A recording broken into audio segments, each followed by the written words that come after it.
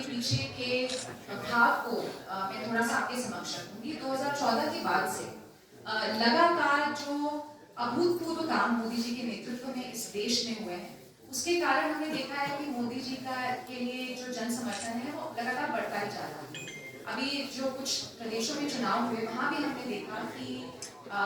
हम किस तरीके से मोदी जी के नेतृत्व में अपनी जो जन कल्याणकारी योजनाएं पिछले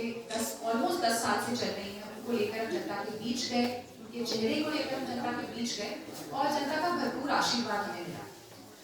मुझे आज भी याद है कि जब सिलक्याना में हमारे 40 श्रमिक भाई 19 दिन तक वहां फंसे हुए थे और जब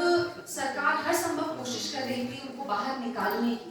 और कई बार लोग ये भी कह देते थे कि अमीरों के लिए सब कुछ हो जाता है, लेकिन जब गरीबों की बात आती है तो अक्सर कोताही बरती जाती है। उस समय मुझे याद है कि मुख्यमंत्री पुष्कर सिंह धामी जी का आपके मीडिया के साथियों के सामने मैंने एक बाइट उन्होंने दी थी, मैंने सुना था। मुझे लगता है कि हमारे मोदी है ना कार्यक्रम को बिल्कुल सार्थक एक बताते हुए करती है। उन्होंने कहा था, देखिए मैं यहाँ कैंप कर रहा हूँ, केंद्र की सारी एजेंसियां यहाँ लगी हुई हैं, हमारे पास संसाधनों की कोई कमी नहीं कर रहे हैं, हमें अमेरिका से कोई मशीन लानी है, हमें हैदराबाद से मशीन लानी है, हमें चिनूक हेलीकॉप्टर वहाँ लैंड कराना है, हम सब कुछ कर रहे हैं और उसके साथ ही हमें विश्वास है कि मोदी जी है ना तो हम ये कर पाएंगे। आज अगर उत्तराखंड के कोने कोने तक ऑल वेदर रोड पहुंच रही है, आज पौड़ी, श्रीनगर, टिहरी, हमारे सारे रास्ते ऑल वेदर हो गए हैं। 100 किलोमीटर 120 किलोमीटर प्रति घंटा की रफ्तार से एम्बुलेंस दौड़ सकती है रास्तों पर। ये तभी संभव हुआ है क्योंकि मोदी है हमारे, चाहे हम अपने केदारनाथ जी, बद्रीनाथ जी, चाहे जो मानस खंड की कल्पना भी हमारे सामने रखी गई और लगातार मोदी जी उत्तराखंड को इतना प्यार देते हैं। 2 बार अभी हमने देखा है उनकी विजिट हुई है, गुंजी जैसी जगह पर जाकर उन्होंने सभा करी, लोगों के साथ उन्होंने बातचीत करी और प्रथम गांव की परिकल्पना पूरे देश में प्रस्तुत करी कि कैसे हम देश के अंतिम गांव जिनको बोलते थे और कहीं ना कहीं विकास की दृष्टि से भी वो अंतिम में ही गिने जाते थे, उनको भी आज प्रथम गांव बोला गया है क्योंकि मोदी है ना। मन से कही गई बात के साथ एक विषय और जोड़ना चाहता हूं कि आज प्रत्येक भारतवासी को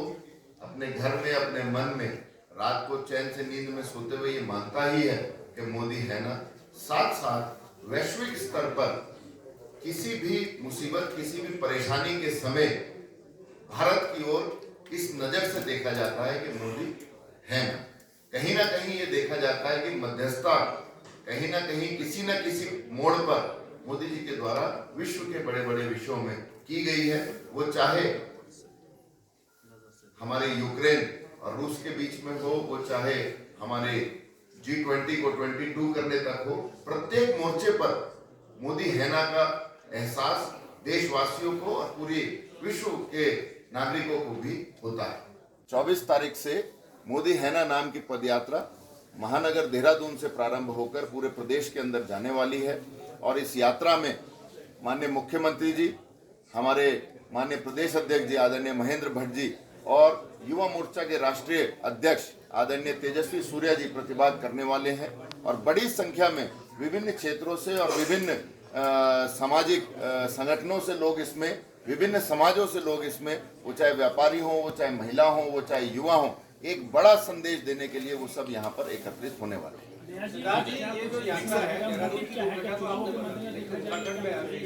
देखिए,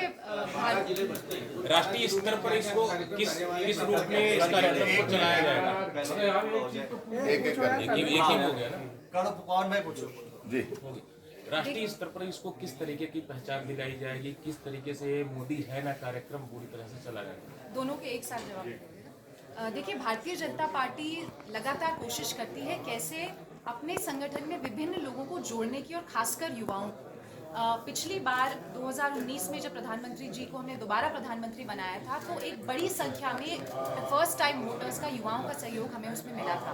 तो मोदी है ना कार्यक्रम के जरिए हमारी एक कोशिश रहेगी कि जो प्रथम बार वोट देने वाला युवा है, जो फर्स्ट टाइम वोटर है, उसको मोदी जी की जो कल्पना है इस देश के लिए, मोदी जी जो इस देश के लिए कर रहे हैं उन योजनाओं से जोड़ने का, और किस तरीके से जो गैर राजनीतिक युवा होता है जो देश के विकास की एक गाथा से जुड़ना चाहता है, जो विकसित भारत की बात करता है, उसको कैसे हमारी विचारधारा से जोड़ें, इस ध्येय को लेकर इस यात्रा को हम शुरू कर रहे हैं। हमारा सौभाग्य है कि मोदी हैना का पहला कार्यक्रम हम यहाँ उत्तराखंड से, जिसे कहते हैं ना कि उत्तराखंड का एक होम ग्रोन, एक ऑर्गेनिक कार्यक्रम मोदी हैना है, और इसको और प्रदेश भी हम इसको इतना भव्य स्वरूप देने की कोशिश कर रहे हैं कि उत्तराखंड के हर कोने तक, हर गांव तक हम इसको ले जाएंगे, और उसके साथ साथ ही उत्तराखंड से बाहर भी इस कार्यक्रम को हम लेकर जाएं, अपने केंद्रीय नेतृत्व को ये करके दिखाएं कि उत्तराखंड से भी हम किसी बड़े कार्यक्रम की शुरुआत कर सकते हैं।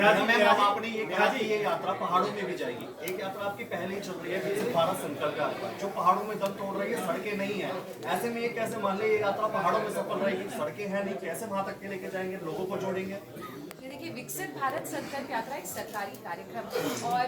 मैं आपकी बात से थोड़ा सा असहमत हूँ, क्योंकि कई कार्यक्रमों में मुझे खुद रहना हुआ। विकसित भारत संकल्प यात्रा आज देश के कोने कोने तक और हमारे पहाड़ों के कोने कोने तक पहुँच कर कोशिश कर रही है कि जो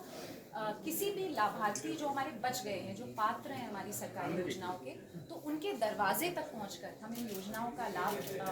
उनको दिलवा सकें। और बल्कि हमारा पूरा भाजपा संगठन भी उसमें जुटा हुआ है कि किस तरीके से हम इस यात्रा को सफल बनाएं, ज़्यादा से ज़्यादा लोग जो अभी भी छूट गए हैं किन्हीं कारणों से योजनाओं तक पहुँचने तक, उनको उन योजनाओं के साथ जुड़े। इस ध्येय के साथ विकसित भारत यात्रा चल रही है। हमारा मोदी हैना कार्यक्रम एक तरीके से